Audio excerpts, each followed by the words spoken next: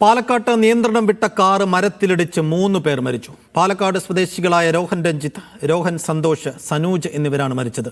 കാട്ടുപന്നി കുറുകെ ചാടിയതാണ് അപകടത്തിന് കാരണമെന്ന് രക്ഷപ്പെട്ടവർ പോലീസിന് മൊഴി നൽകി. എന്നാൽ അപകട കാരണം കാട്ടുപന്നി ചാടിയതല്ലെന്ന് വനമന്ത്രി AK ശശീന്ദ്രൻ പറയുന്നു.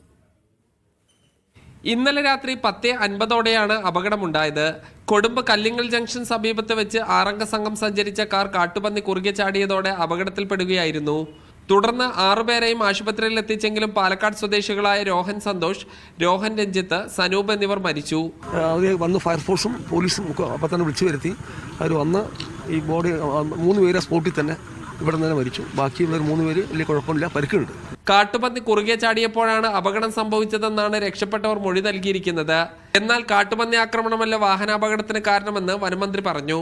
കാട്ടുപന്നിയുടെ ആക്രമണത്തിലാണ് ഈ അപകടം ഉണ്ടായതെന്നാണ്. പക്ഷേ കാറ് മരത്തിലിടിച്ചാണ് അപകടം ഉണ്ടായതെന്നാണ് 2 വ്യത്യസ്തങ്ങളായ വിവരങ്ങളാണ് ലഭിച്ചിട്ടുള്ളത്. സംഭവ സ്ഥലം സന്ദർശിച്ചപ്പോൾ കാട്ടുപന്നി കുറുകെ ചാടിയതാണ് അപകടത്തിന് കാരണമെന്ന് നാട്ടുകാർ പറഞ്ഞതായി മന്ത്രി K കൃഷ്ണൻകുട്ടി പ്രതികരിച്ചു.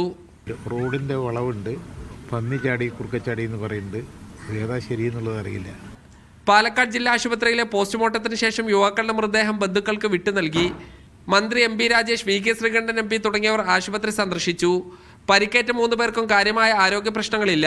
മീഡിയ 1 പാലക്കാട്.